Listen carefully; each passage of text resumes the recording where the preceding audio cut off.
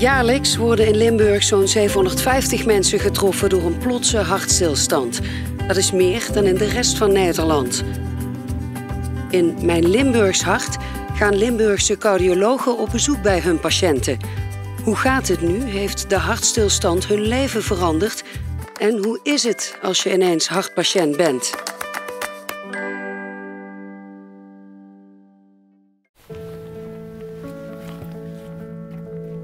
Ik wandel, ik geniet, ik probeer alles eruit te halen en ik waardeer het leven heel erg nu. Ik ben Monique Hooks-Botterweg en ik kom uit Mechelen.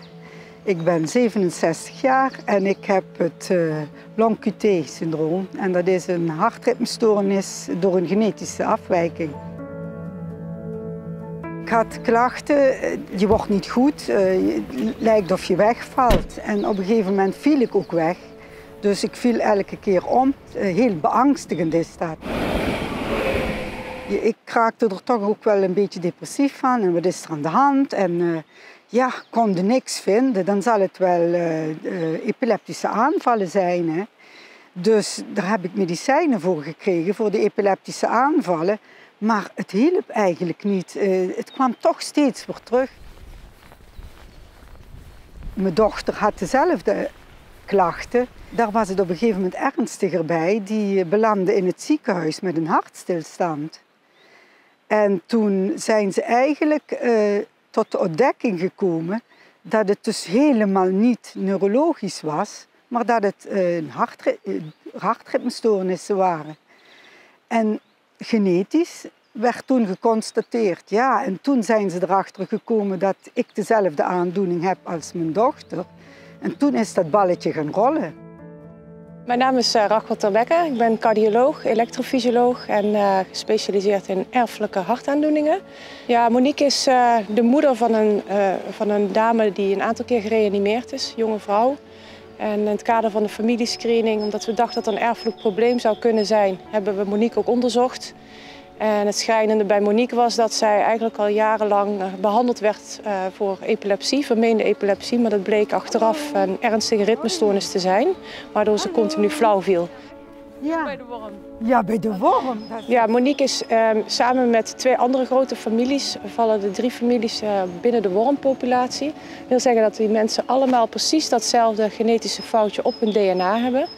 En toen wij dat aanvankelijk op het spoor kwamen, dachten we, zou dat dan toch niet familie zijn van elkaar?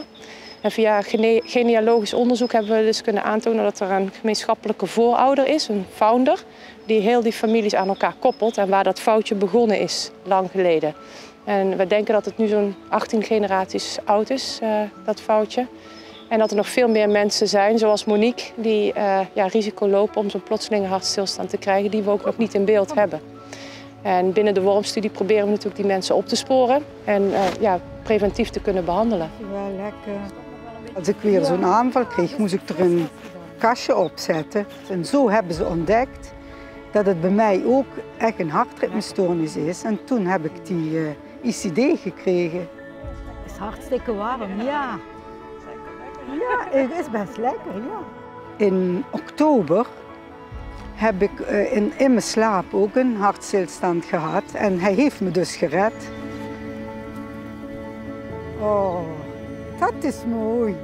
Ja, ik vind toch dat je veel eerder, als je een signaal krijgt, veel eerder naar de arts moet gaan. Het kan zomaar toch ernstiger zijn dan dat je zelf denkt en dat besef ik me nu pas eigenlijk. Ja. Hij is enthousiast, hè? Ik waardeer het leven heel erg nu.